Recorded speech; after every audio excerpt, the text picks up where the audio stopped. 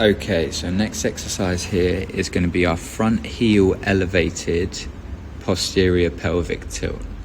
And what you're going to see me do is just what's called flossing through a movement, okay? So we're getting used to the lower back being in a flex position and moving up and down or in and out of this flex position. So for the setup here, you're going to want a kind of 3-4 inch platform. I'm using a block here, but you can use a book or just a low platform, set of stairs, whatever works for you. You're going to plant the forefoot of your working leg on the block, and then as you can see, I'm getting my heel level with the forefoot, okay? So you don't want that front heel dipping down past the block or platform, but also you don't want to be coming up into a calf raise. You want it nice and level here. What this is going to do is putting your weight into the forefoot of that working leg is going to switch on the hamstrings and the glutes, and these are the muscles we really want working in this position to bring us into that posterior pelvic tilt, okay, which you'll see here.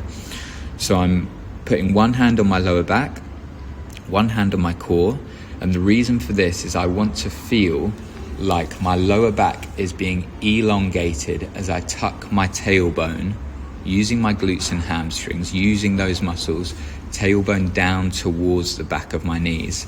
I don't want any activity in my core, okay? So that's what I'm feeling for. I'm feeling for a disengaged core, and I'm feeling for that length as I tuck my pelvis down and switch on the glutes and hamstrings. Then you'll see, and you might be able to just see it there.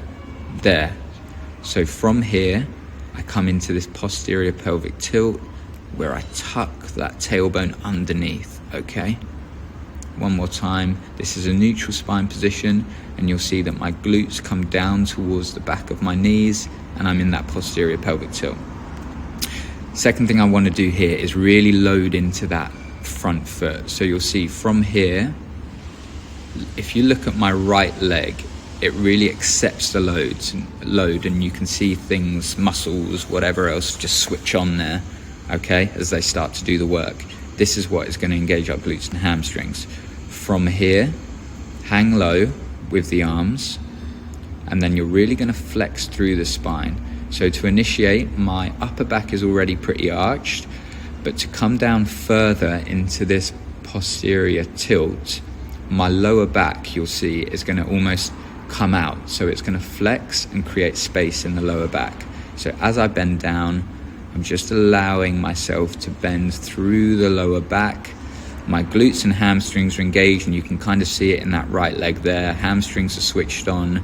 My calf muscles are doing a little bit of work to keep me stable here, and I'm just allowing myself to flex through the lower back, come out of that position in that flossing motion, okay? So we're going into that position and slowly coming back out.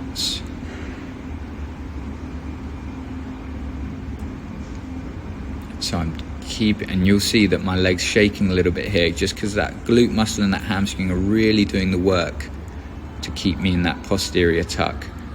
Lower back's flexed, hang out here, nice deep breaths, and then come out of that position there into the starting one.